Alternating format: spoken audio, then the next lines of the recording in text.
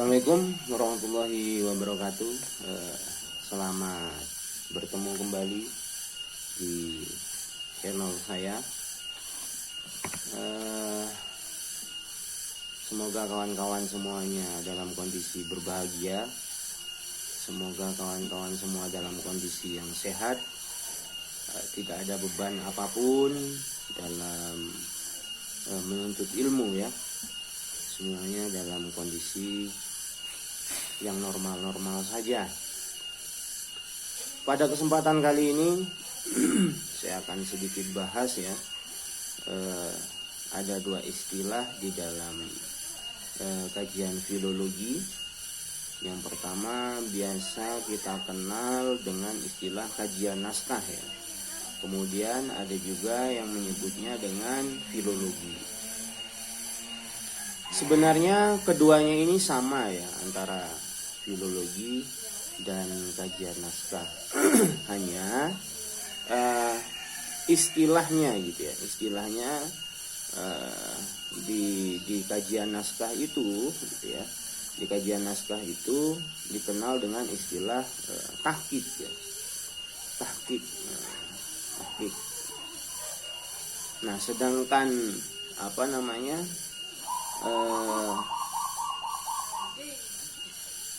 seorang yang mendalami ilmu kajian naskah begitu ya, orangnya disebut dengan muhaqqiq gitu ya.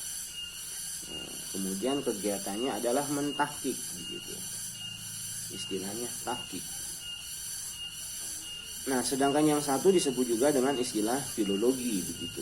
Kemudian penelitinya disebut sebagai filolog gitu.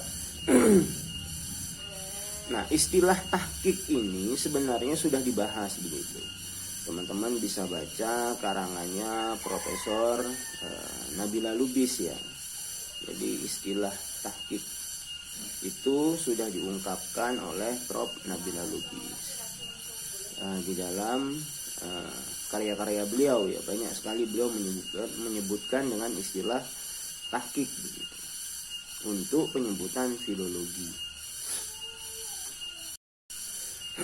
Nah, istilah tahqiq ini apa sih? Tahqiq ini adalah menguji kebenaran. Jadi semisal ada berita ya, ada orang mendapat berita, maka orang itu akan menguji kebenarannya, maka dia mentahqiq begitu, menguji kebenarannya. Nah, kaitannya apa dengan naskah begitu sebagai objek kajian filologi? Ya, kita menguji apakah naskah itu sudah ada perubahan ketika dilakukan penyalinan begitu, ketika penurunan. Maksudnya penurunan begini, semisal naskah itu ditulis oleh si A. Si A ini adalah posisinya adalah guru. Kemudian si A ini menulis kitab, menurunkan ilmunya, menuangkan ide dan gagasannya di dalam naskah. Kemudian adalah si B. Si B ini adalah muridnya. Nah, muridnya ini kemudian menyalin begitu. Menyalin kitab dari gurunya. Nah, ketika terjadi proses penurunan naskah itu, maka ada kemungkinan itu adalah ketinggalan huruf, kekurangan tanda baca dan seterusnya yang akan mengubah makna. Nah, disinilah peran filolog begitu. Mengecek ulang naskah begitu. Apakah sudah sesuai atau belum begitu. Nah, istilah ini biasa disebut di dalam kajian naskah itu adalah tahqiq. Nah, saya sementara ini akan meninggalkan ya istilah tahqiq dan filologi itu. Ya, sementara kita tinggalkan dulu istilah itu. Kemudian kita masuk ke dalam materinya. Di dalam filologi itu atau di dalam kajian naskah itu bercabang dua ya. Saya katakan di sini bercabang dua. Yang pertama tekstologi, yang kedua adalah kodikologi. Jadi saya mencoba membagi menjadi dua begitu. Ingat ya, pertemuan yang kemarin saya sudah singgung sedikit. Yang paling atas namanya sosial dan humaniora, kemudian turun ke bawahnya ada filologi, kemudian filologi atau kajian naskah ini pecah bercabang dua. Yang satu tekstologi, yang satu adalah kodikologi.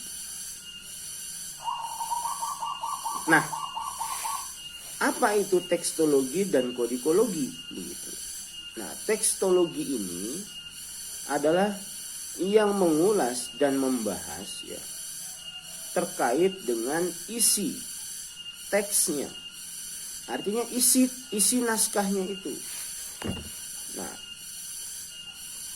isi naskah misalkan tentang tasawuf, atau isi naskah misal tentang agama, atau isi naskah misal tentang syair atau apa. Nah, ini adalah ranah kajian dari tekstologi. Nah, sedangkan kodikologi itu sendiri begitu ya. Kodikologi itu sendiri adalah berkaitan dengan fisiknya. Seperti sampul. Naskah ini sampulnya terbuat dari apa begitu? Kulit hewan, atau naskah ini kertasnya terbuat dari apa begitu? Atau kertas merang, atau kertas Eropa begitu. Atau naskah ini bahan naskahnya dari apa? Misalkan dari deluang atau lontar, atau kulit kayu, atau kulit hewan begitu. Nah, ini adalah ranah kodikologi begitu. Nah, ranah kodikologi adalah yang berkaitan dengan fisiknya. Semisal kawan-kawan menemukan naskah begitu ya. Nah, yang kawan-kawan lihat itu adalah fisiknya. Nah, fisiknya ini adalah ranah kajian kodikologi di dalam ilmu filologi. Saya rasa mudah dipahami kan? Yang pertama adalah tekstologi yang berkaitan dengan isinya, termasuk penulisannya. Aksaranya apa? Begitu. Cacarakan Sunda. Atau aksaranya apa? Pegon. Aksaranya apa? Incung Kerinci. Aksaranya apa? Bali misalkan. Nah, ini masuk ke dalam ranah tekstologi. Itu yang dikaji. Nah, sedangkan di dalam kodikologi, yang di dalam kodikologi apa?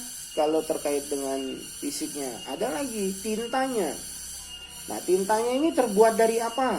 Misalkan, apakah dari getah-getahan tumbuh-tumbuhan, atau dari karbon, begitu. Kemudian alat tulisnya menggunakan pensil, peso pangot, atau menggunakan handam, lidi ijuk, begitu. Nah, pakai apa ditulis ini? Menggunakan apa naskah ini ditulis? Nah, itu adalah kajian dari kodikologi. Kemudian ada lagi istilahnya adalah preservasi konservasi di dalam kodikologi itu sendiri. Preservasi konservasi ini adalah terkait dengan fisiknya, fisik naskahnya, yaitu tentang memperbaiki, mengawetkan, mengabadikan naskah, fisik naskah, yang terkait dengan fisik naskah. Nah, apa yang dilakukan? Semisal membersihkan, begitu ya, membersihkan. Bagaimana cara membersihkan naskah yang kita temukan? Bagaimana cara mengawetkan naskah yang kita temukan? Kemudian, bagaimana cara menyimpan naskah yang kita temukan? Begitu. Nah, ini terkait dengan preservasi dan konservasi. Kemudian bagaimana naskah itu ditemukan? Itu juga termasuk di dalam kajian kodikologi. Naskah semisal ditemukan di rumah masyarakat, kepala suku di suatu desa. Naskah disimpan di atas lemari, kondisi berdebu, diserang rayap, dan dalam kondisi lapuk. Artinya ini kategori rusak berat naskahnya. Nah, ini ranahnya adalah ilmu kodikologi. Sedangkan di dalam tekstologi itu adalah isinya. Misalkan membandingkan, ada satu naskah ditemukan tentang ada naskah bab wudu begitu. Kemudian ditemukan juga naskah yang lain bab wudu. Nah, antara satu naskah dengan naskah yang lain isinya ini sama atau tidak begitu. Bahasanya ini kayaknya bahasa Jawa. Kemudian yang satu juga bahasa Jawa. Artinya ini adalah naskah yang sama, satu keturunan yang sama. Nah, membahas hal-hal yang seperti ini adalah ranah tekstologi. Jadi terakhir saya ulang lagi sekali lagi ya. Yang pertama itu paling atas itu adalah humaniora ya.